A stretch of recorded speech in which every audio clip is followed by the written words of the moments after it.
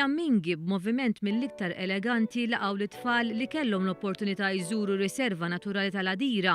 David Attard spjega l-għan tal-attività organizzata mill-BirdLife Malta. Barra la safar jaraw anka speċi ta' insetti u pjanti li għaw u anka l-fatt li wieħed qiegħed jimxi fil-kampanja u jagħmel bird observation propju waqt li għaddej, jiġifieri. Tista' tara ħuttaf, niżel russet gris, kellhom naqra attività differenti. Fost oħrajn it-tfal kellhom l-opportunità josservaw il-proċess ta' kif l-asafar jitlibsu ċ-ċurkett.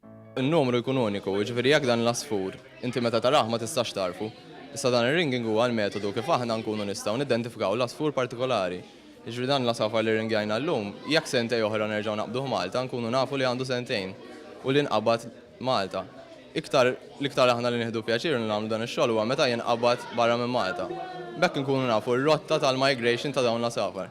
F'post naturali bħal dan ma naqas ukoll li tfal jitalmu jiżraw il-pjanti. Ray Vella kellimhom ukoll dwar l-istorja tas-siġar. Minn żmien l-Arab u hekk kienu diġà jitqaċtuhom kollha u kienu anki jinvadu Malta biex jieħdu s-siġar. Hemm xi dokumentazzjoni tgħid li kienu jitlu għas-siġar tal-arar, tal-balut u taż-żnuber.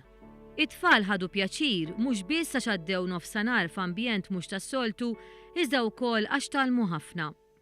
Tallimt li Nature Reserve ġiet tibqa' protetta u li Malta kien hawn iktar foresti imma kellhom jaqtawhom u li qegħdin jippruvaw jagħmlu foresti ġodda. Jien illum tallimt iktar fuq l-asafar, fuq il-passa tal-asafar, anka fuq il-pjanti u l-insetti.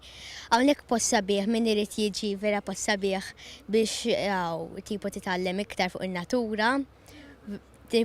Vera esperjenza sabiħa kienet.